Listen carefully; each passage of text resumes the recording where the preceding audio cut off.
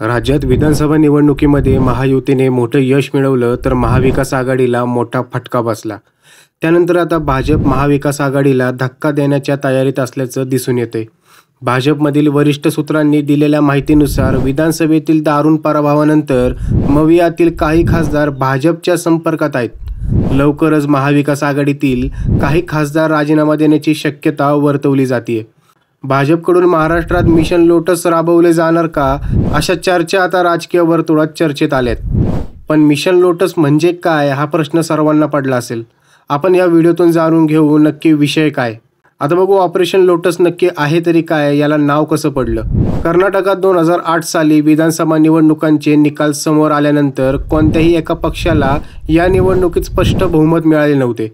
भाजपला 110 जागा, काँग्रेसला 80, JDSला 28 आणि अपक्ष 6 उमेदवार निवडून आले होते. सर्वात मोठा पक्ष असल्यामुळे भाजपला सरकार स्थापनेसाठी पहिल्यांदा बोलावण्यात आले. त्यावेळी भाजप नेता BS येडियुरप्पा यांच्यावर पुन्हा एकदा विश्वास दाखवण्यात आला. त्याआधी 7 महिन्याआधीच 2007 रोजी ते 7 दिवसांसाठी मुख्यमंत्री राहिले होते. पुरेसे आमदार पाठीशी नसल्यानेच त्यांना अवघ्या 7 दिवसात राजीनामा द्यावा लागला होता. त्यानंतर येडियुरप्पा यांना कोणताही धोका पत्करता येणार नव्हता. म्हणूनच त्यांनी अपक्ष आमदारांच्या समर्थनाने सरकार स्थापन करण्यासाठीची तयारी केली. पण या तयारी स्वतःच्या जोरावर कर्नाटकात सरकार आणताना कमळ उमलवण्यासाठीची त्यांची धडपड मोठी होती. या सगळ्या तयारीलाच ऑपरेशन लोटस असे नाव देण्यात आले. विधानसभेत पाठिंबा मिळवण्यासाठी येडियुरप्पा यांनी विरोधकांपैकीच आमदार फोडायला सुरुवात केली, ज्यामध्ये 4 ADS आणि 3 काँग्रेसचे आमदार होते.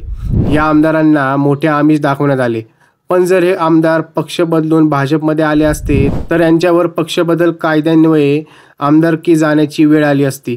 त्यामुळेच त्यांनी आमदारकीचा राजीनामा देत भाजपमध्ये प्रवेश केला. त्यानंतर या आमदारांच्या जागेवर पोटनिवडणूक लागली. या निवडणुकीत हे आमदार भाजपच्या चिन्हावर निवडणूक लढले. येडियुरप्पा यांचे नशीब चांगले म्हणूनच 7 पैकी 5 ठिकाणी भाजपला विजय मिळवता आला. त्यामुळेच येडियुरप्पा यांच्या मागे आमदारांचे संख्याबळ वाढतानाचे ते 115 इतके झाले. हीच ऑपरेशन लोटसची सुरुवात होती. व या मिशन लोटसबाबत शिवसेना ठाकरे गटाचे नेते आणि खासदार संजय राऊत यांनी भाष्य केले. विधानसभेतील पराभवानंतर महाविकास आघाडीतील काही खासदार भाजपच्या संपर्कात आहेत असं कळत भाजप ऑपरेशन लोटस राबवण्याची शक्यता आहे. यावर बोलताना संजय राऊत काय म्हणाले आपण पाहूया. भारतीय जनता पक्ष अशी कोणतीही ऑपरेशन करू शकतो. त्यांच्याकडे पैसा आहे, त्यांच्याकडे मोठी यंत्रणा आहे. दहशत निर्माण करून अशा प्रकारे माणसं फोडणे ते करू शकतात.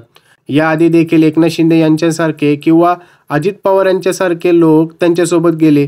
ते देखील भीतीपोटीच भाजपसोबत गेले. ते काय ऑपरेशन लोटस होतं का नाही, ते तर ऑपरेशन डर होतं.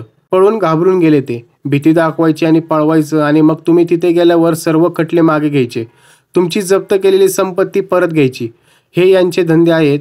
नैतिकता नावाचा कोणताही प्रकार मला भारतीय जनता पक्षाच्या सत्तेमध्ये दिसत नाही, असा संजय राऊत यांनी टोला लगावलाय. संजय राऊत यांनी केलेल्या भाष्यावर तुमची प्रतिक्रिया काय आहे व जर तुम्हाला मिशन लोटस हा नक्की विषय काय समजला असेल तर व्हिडिओला लाईक व अशा माहितीसाठी विषयाच्या चॅनलला कृपया सबस्क्राईब नक्की करा.